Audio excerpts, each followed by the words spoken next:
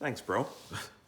Yes, we cut off a little early yesterday. I didn't realize that I was over time. Apparently, you're only allowed 15 minutes on Instagram, and I think it was about 18 minutes, so it got cut off at the end. So to continue what I was saying yesterday, I was looking over all the comments and questions last couple of weeks, and people are starting to understand and get it, which is good because like I said, you guys are pretty smart. You know what's going on.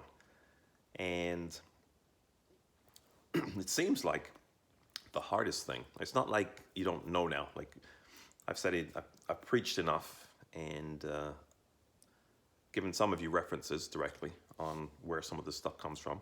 If anybody else wants some of that stuff, I have no problem sending it to you. Just DM me directly and I will give you some info on that. Um,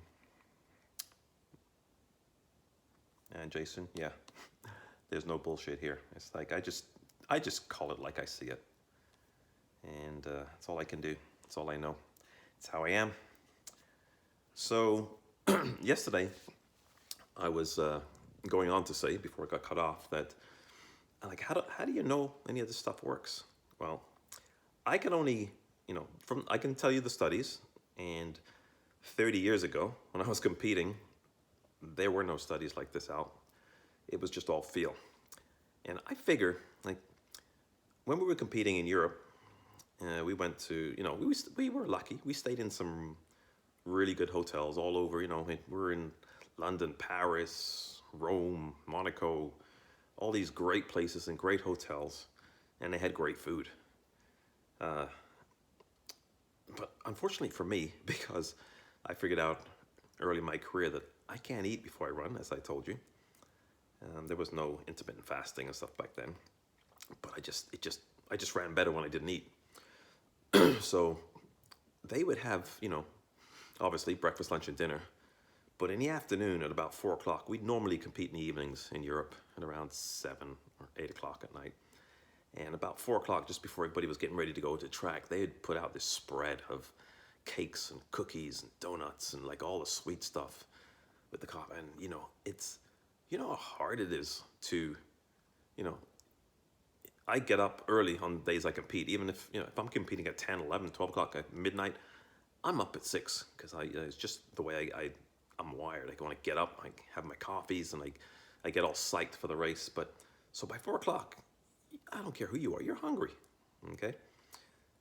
But to sit down there and watch all my buddies putting back all this great desserts, whilst I'm just drinking coffee, starving, it takes a lot of willpower. Now, you will never beat me, okay? I'm the type of guy who, if I say I'm going to do something, I'm going to do it. And I'm going to keep going until it's done. Even if it takes 16 years, like it did to win the Olympics. But that's just my mentality. I'm a little crazy. I don't expect you guys to be like that. But the thing that people are having the most problems with is to have that discipline, that willpower. And I'm trying to find ways to make it so that you don't have to use willpower. You don't have to go all day eating rabbit food and coffee. But let me tell you, stuff works. If you can hang in there and make that transition, it gets easier and easier, and you will feel better and better. I've had so many messages about people. I've already mentioned a couple of people here that they feel so much better. And I got one yesterday also saying that it really isn't that hard. What was that yesterday? Anyway, I'm not going to scroll through this, but I go till noon, and it really wasn't that hard. And if you can consider, I said, the main thing is to squeeze that window. You don't have to do it all at once. You could, the most important thing I think, if you want to start, is that 3 to 4 hour window at night before you go to bed. I think that's the hardest. That's where people gain most weight because you sit in front of the TV after you eat dinner and you start snacking on stuff and you're not moving. And that wreaks havoc in the body. And the last thing you want to be doing is digesting food as you go to bed. So if you can have, a 3 to 4 hour window after dinner and go for a walk, do some squats and push-ups, whatever. But don't eat in that time. Have some tea, have some herbal tea or something. Because most people, it's just a habit. They're not even hungry. Like you just ate dinner. So if you can make it there, you'll have such a huge benefit. So that's 4 hours, or say it's 3, before you go to bed. Then you sleep for, let's say 7. That's 10 hours already. If you can not eat in the morning, most people, if you're doing it right and you're eating the right food, you're not really going to be hungry in the morning. If you're eating the wrong food, you will be. But if you're eating the right food, you won't be hungry in the morning. And if you can squeeze a couple more hours and, drink coffee, tea, whatever you want in the morning, without sugar, of course, and just extend that fasting period, it becomes easier and easier and easier, and you stop thinking about food. So that would be I think that's my number one thing that I keep harping on. But just going through all the comments that I've seen, even, all the time, it gets better and better and easier and easier. I think I'm on for here for this is what I want to see. Saber, you're not getting paid any more money. Guys praising me like crazy on here. I've known Saber since he was a kid. Great guy, works out so hard. Little work to do on your diet, buddy, I know, but it's getting there. After all these years, you should know me, and I've been telling you this stuff. Even some of my athletes that I've trained are like sending me pictures of bars that they're having. Like, don't have bars. Which bars are you gonna eat? None of them are good, okay? They've all got crap in them, so just don't eat them. Make your own. It's not that hard. If I can do it, and I can't cook. Don't like cooking, don't want to cook, but I do it. Doesn't take that long. Dawn, she's first meal at 3:30. Good for you. Eliminated cream in your coffee and added MCT oils. Still struggle with water. Add something to water. Put some lemon, some sea salt.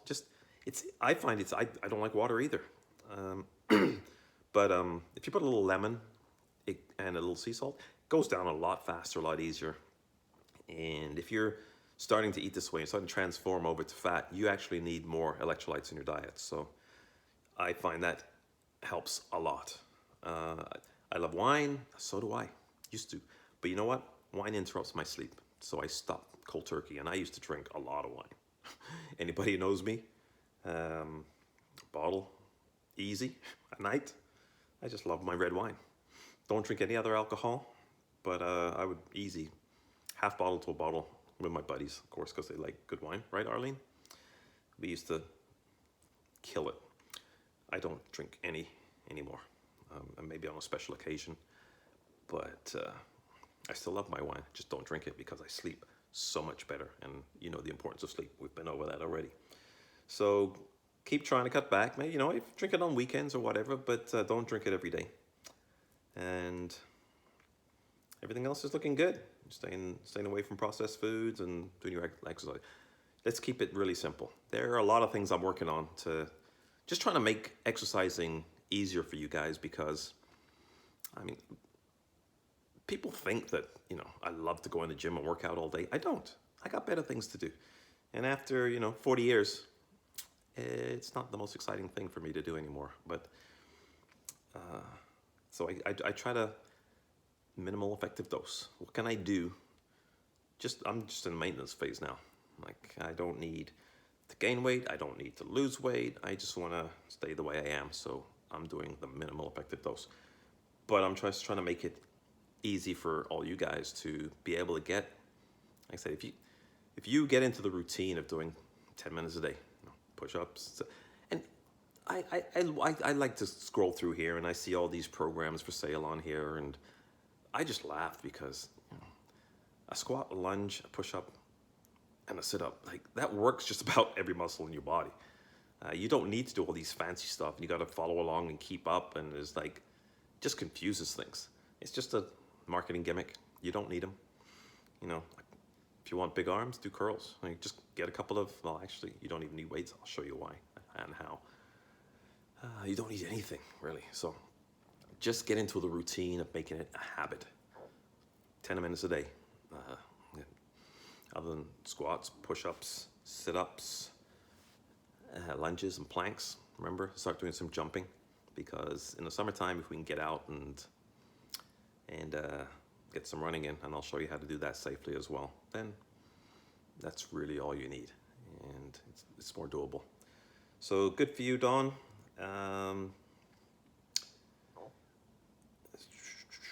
Cream coffee, yeah. And yeah. So anyway, I mean, like I said, I'm different. You're not gonna do what I did. I'm a little crazy. I'm a lot crazy. So what I was finishing off yesterday saying, as long as I don't run out of time again today, is how do you prove that all this stuff works? Well, I can give you a couple of people, but I'll just talk about myself because, hey, who else is going to talk about me?